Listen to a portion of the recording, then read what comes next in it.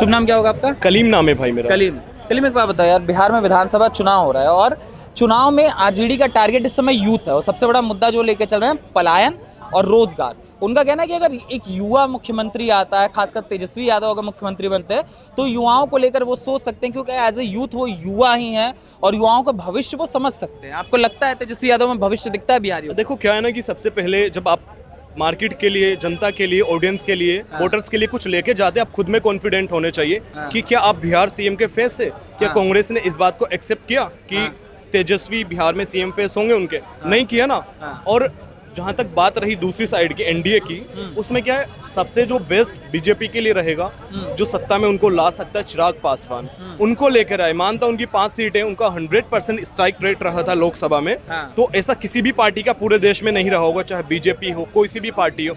और चिराग पासवान का इतना बड़ा दिल है, बीजेपी ने उनकी पीठ में छुरा घोंपा था, फिर भी उनके साथ लगे हुए। और रही बात कि बिहार के लिए कौन उसकी किस्मत बदल सकता है, क्या बदल सकता है, तो भाई ये मानसिकता, चिराग पासवान अगर आते भी है ना एज अ सीएम, वैसे तो वो नहीं आएंगे।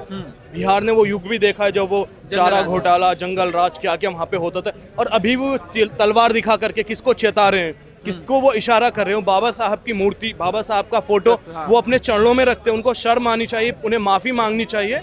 और लालू यादव जो अभी उनकी पार्टी के प्रेसिडेंट है, वो त्याग दे वहां से। अगर वो पार्टी को खुद का ओनर समझते हैं तो ना दे, और वो जनसेवक समझते हो तो वहां से रिजिग्नेशन डाले और पार्टी से बाहर हो। जैसे उनका बेटा बाहर हुआ, बेटे को तो उन्होंने बाहर सिर्फ दिखाने के लिए कराए, कुछ दिन बाहर रहेगा, वो अय्याशी विदेश में चला जाएगा, मस्ती मजाक करेगा, बढ़िया एंजॉय करेगा, और फिर आ जाएगा। फिर से वो ये उनका बेटा इतना बड़ा, एक महिलाओं की बात करते हैं, सब चीज़ों की बात करते हैं, उनके घर में एक महिला के ऊपर जुल्म अत्याचार हुआ, उसके लिए अपने बेटे को अपने पार्टी से टर्मिनेट कर दिया। बट उस महिला के लिए आपने क्या किया? आपने उस महिला से माफी मांगी, उनकी वाइफ से? क्या किया आपने उनके लिए? तेज प्रताप की, हाँ, तेज प्रताप की वाइफ की बात कर रहा हूँ। तो इनको ऐश्वर्या जो, हाँ ऐश्वर्या, तो इनको बिहार की जनता बिल्कुल नहीं अपनाने वाली है।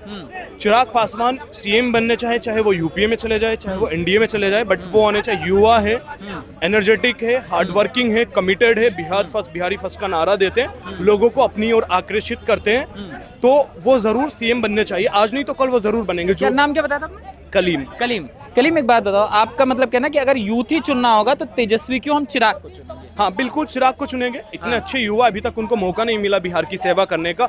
जितना भी वो कर पाए बहुत अच्छे से करे हो, बट एज अ सीएम ही देश को, प्रदेश को आगे लेके जाता है। तो उनको अगर मौका मिलेगा तो मैं मानता हूँ कि जो आजकल आपको दिल्ली में बिहार के लोग ऑटो चलाते हुए, ये रेडी लगाते हुए मिलते हैं ना, ये नहीं मिलेंगे जहाँ तक मुझे उम्मीद है। अगर चिराग भी नहीं कर पाए ये बिहार के लिए, तो फिर बिहार को कोई भी नहीं बचा सकता।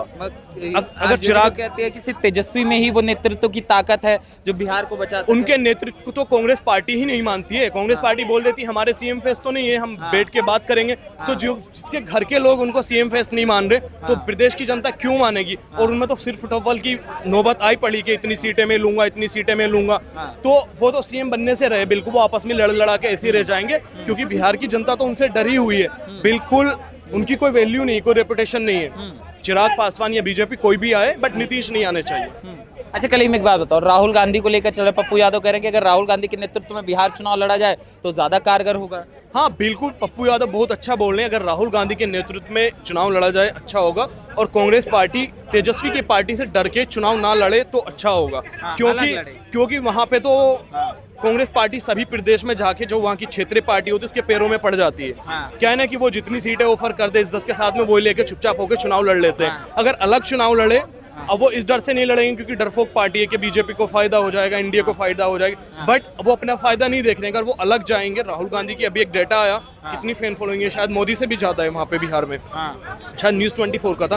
अगर अलग जाएंगे तो उनका क्या है कि जरूर फायदा कांग्रेस पार्टी को होगा, लेकिन उनकी आरजेडी को लॉस होगा। बीजेपी के लोग बहुत खुश है, कहते हैं ऐसे ही राहुल गांधी बिहार आते रहे, बीजेपी के स्टार प्रचारक है, बीजेपी वैसे ही जीत जाएगी। देखो, अगर बीजेपी मानती है कि बीजेपी, मैं नहीं मानता बीजेपी इतनी मूर्ख पार्टी है कि बीजेपी बोले कि कांग्रेस पार्टी, बीजेपी की स्टार प्रचारक राहुल गांधी है, क्योंकि 400 पार की हवा निकालने वाले इस देश में राहुल गांधी ही है, जो बेसाइकियों की सरकार आज चल रही है देश में।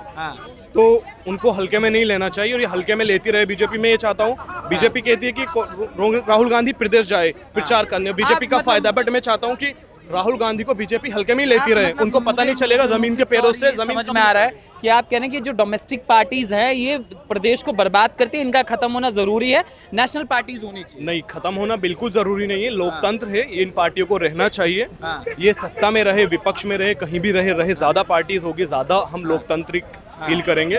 बट इनका जो ये परिवारवाद है ना, इन्होंने जैसे एक सीए होता है चार्टर्ड अकाउंटेंट, वो टैक्सेस चुरा लेता है क्योंकि वो उसका एक्सपर्ट होता है, इसी तरीके से इन्होंने भी लोकतंत्र कहीं ना कहीं हाईजैक कर रखा अपने परिवार के अंदर, क्योंकि उस चीज के एक्सपर्ट बन चुके हैं। हमारे बाबा साहब अम्बेडकर ने, गांधी ने इस देश को कानून दिया, इस देश में लोकतंत्र लाए, बट इन पार्टीज ने कहीं ना कहीं वो उसको हाईजैक करके अपने घर में तक ही सीमित कर लिया।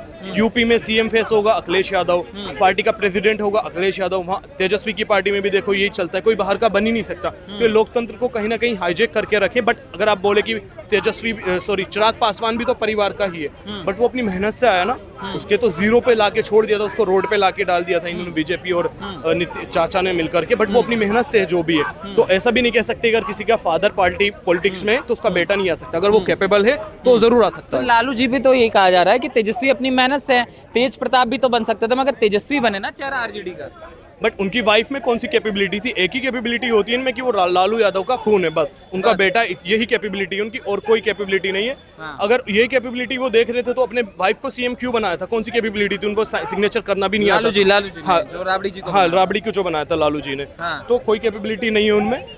बस तो ये आपको लगता है कि अगर आरजेडी आ गए, तेजस्वी आ गए, तो फिर एक बार जंगल राज की पुनः वापसी हो जाएगी बिहार? देखो, मैं ये तो नहीं कह सकता क्या होगा क्या नहीं होगा, बट मैं दुआ करूंगा कि ये ना आए। कि ये ना आए, क्योंकि बिहार में और भी लोग हैं, उनको मौका मिलना चाहिए। बेचारे बिहारी हमारे फ्रेंड्स होते हैं, दूसरे राज्यों में सबसे ज्यादा यही जाते हैं। इनके देश, इनके राज्य में लोग बाहर से काम करने जाए ना, क्या वहाँ पे कैपेबल, उनको मेहनती नहीं है, हार्डवर्किंग नहीं, सब कुछ है, बट वहाँ के जो चांसेस नहीं मिल रहे। वहाँ पे जो नीतीश ने चंद्र ग्रहण लगा दिया ना बिहार पे, वो हटना चाहिए, चाहे बीजेपी आए, कोई